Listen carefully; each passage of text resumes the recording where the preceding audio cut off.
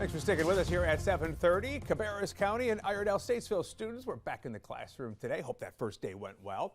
Gaston County students, they're getting ready to go back on Wednesday. Watauga County next week, while Charlotte, Mecklenburg, and Union County public school students will be back August 25th. No matter where you land on the calendar, back-to-school season is in full swing, not just for students and families, but for teachers as well. And their work has been going on for a while. They have been busy making sure their classrooms are ready. You have to stock up on your supplies, making sure that you have pencils and pens and paper and all that basic stuff that the kids need. And a newly released study finds many teachers here in North Carolina are paying for those supplies and more right out of their own pockets. In fact, our teachers are averaging the second most expensive out-of-pocket costs at $1,632 a year. Pennsylvania teachers only averaging about $5 more than that. All of this is according to the site Coupon Birds. The money spent, a 22% increase from just last year.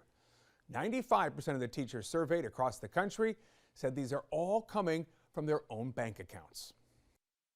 On average, North Carolina spends nearly $5,000 below the national average on per pupil spending.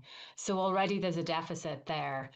So when it comes to back to school, we know that Charlotte families can be asked to spend over $750 per student just to get their children equipped and into the classroom. And what's happening is that teachers often step in to help. Yeah, and it's a strain for our teachers, many of whom are strapped for cash themselves.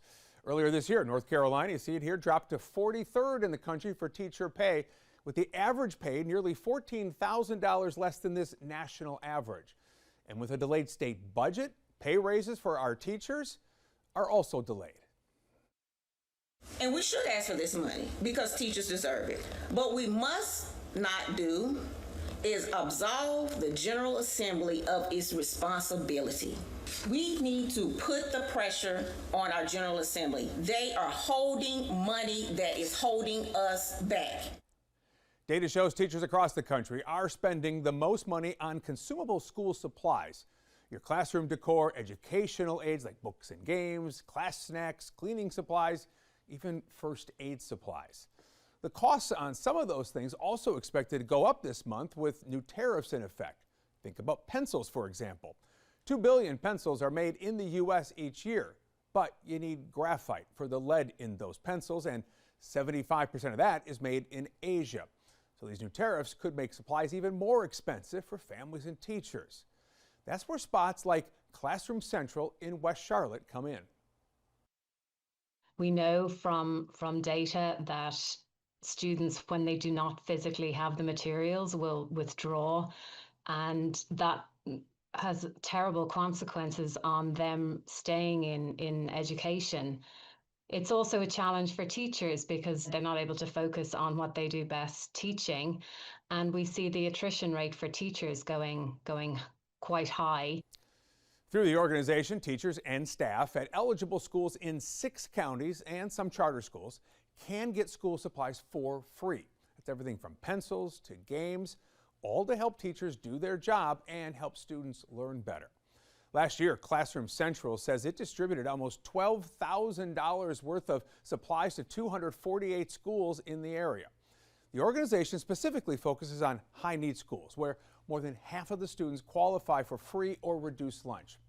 And Jennifer Hanley, who you just heard from there, says that list of schools gets bigger every year. In fact, it's more than 300 this year.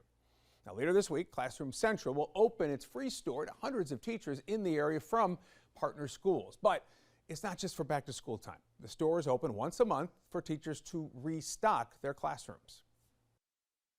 This is a year-round need, so getting back to school is one thing, but within a couple of weeks, all those pencils start getting a little bit duller, the paper starts getting used, as it should. That's what we want. We want all of these materials being used. So over the course of the year, the teachers will come back to us looking to replenish their supplies and ensure that their students have what they need. I want to correct myself. I said $12,000 in supplies. No, it was $12 million in supplies that Classroom Central helped out with last year. And if you want to see if your school qualifies for some of this help, or sign up for a shopping appointment, or if you'd like to donate school supplies for our teachers, just head to classroomcentral.org.